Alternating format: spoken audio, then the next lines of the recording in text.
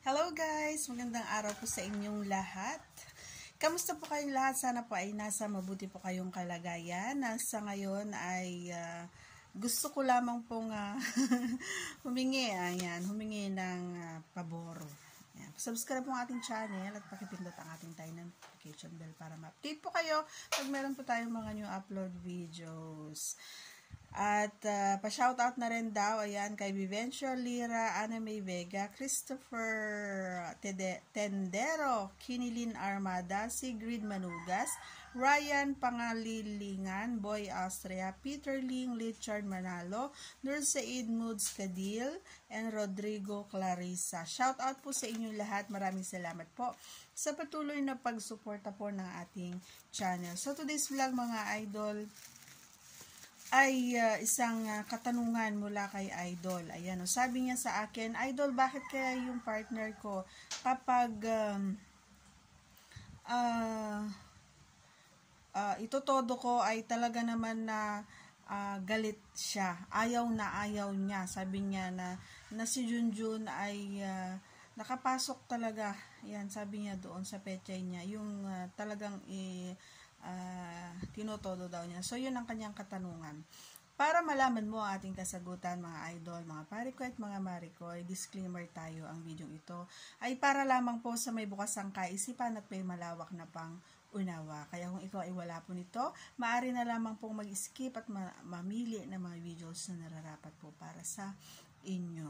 Okay, proceed na po tayo sa ating main topic. May kanya-kanya tayong mga paborito, no, mga parikoy, mga paboritong posisyon, paboritong pagkain, ganyan. Kasi hindi, gaya ng sinasabi natin, hindi basta-basta ka kumain, hindi basta-basta ka pumasok, 'di ba? Gaya ng problema mo,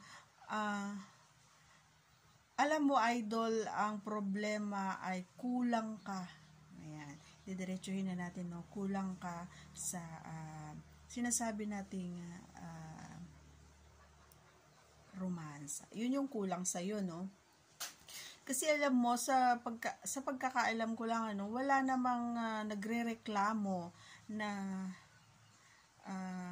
katulad ko, or walang nagrereklamong babae kung ginalingan mo. Walang nagrereklamong babae or walang umaayaw sa Junjun kung ginalingan mo or alam mo yung mga tamang proseso para mapasaya mo ang iyong partner. Malamang, idol, ay basta mo na lang ipinasok or basta mo na lang idiniretso, ayan, si Junjun doon sa loob na wala ka man lang ginawa. Hindi mo ba alam na mas importante sa mga kababaihan yung sinasabi nating tawag dito, foreplay.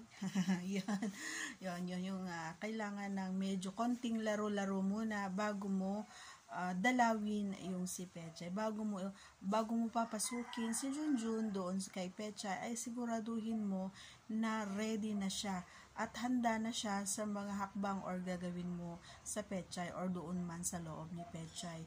Kasi ang isang babae, idol, base sa aking experience, base sa aking karanasan, ay kahit itodo-todo mo pa yan, kahit ibira-bira mo pa yan, ay walang keme-keme or walang karekla-reklamo kung ginawa mo ng tama, 'di ba? Yung ginawa mo yung mga gusto niya, sinunod mo yung mga gusto niya. Ayan, pawisan ng ating mukha kasi mainit, mga lods, no? Ginawa mo yung paborito niya. Ayan, kung hindi mo ginawa, malamang kahit na sobrang galing mo or sa palagay mo ay tama na yon or sa palagay mo ay okay na siya doon, is nagkakamali ka. Kasi ang pagbisita mo doon, ang pagbisita ni Junjun doon sa pechay niya ay hindi niya nagustuhan. Kasi ang inaasahan niya, ang inaasam-asam niya na mangyari ay ang pasayahin mo siya sa pamamagitan ng mga gusto niyang ang tawag dito, yung mga gusto mo. Halimbawa, yung kung binisita mo ba or kinain mo ba yung pechay niya, or nilaro mo ba yung kanyang di ba, yung naandun sa pechay niya na lagi kong sinasabi na paborito ng mga kababaihan na ginagalaw or binibisita, or nadalaw mo ba yung mga parte ng niya na gustong-gusto niyang ginagawa mo palagi, or nakalimutan mo sa sobrang gustong-gusto mo nang gawin yung dapat mong gawin, or gustong-gusto mo nang makaraos, gustong-gusto mo nang makapasok doon si Junjun doon sa pechay, nakalimutan mo na yung mga gusto niyang mangyari, yung mga paborito niyang ginagawa niyo palagi. So kaya siya naiimbiyar na, or kaya siya ganun sa iyo, ay meron siyang inaabangan na gagawin ninyo or nagagawin mo. Kasi once kasi na ginawa mo yung talagang inaabangan niya, idol, ay kusa siya na magsasabi sa iyo.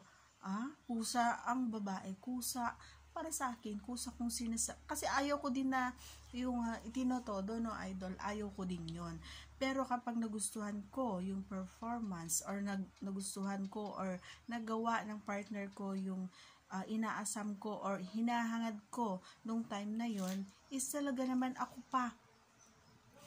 pa mismo yung magsasabi sa partner ko na, sige, itodo mo, sige, gawin mo yung gusto mo, sige lang. Hindi ako makakaramdam ng sakit, hindi ako makakaramdam ng kahit anumang kirot, or kahit anong pag-aalinlangan, kahit na, alam mo yon, na kahit idukduk mo pa hanggang sa kaduluduluhan.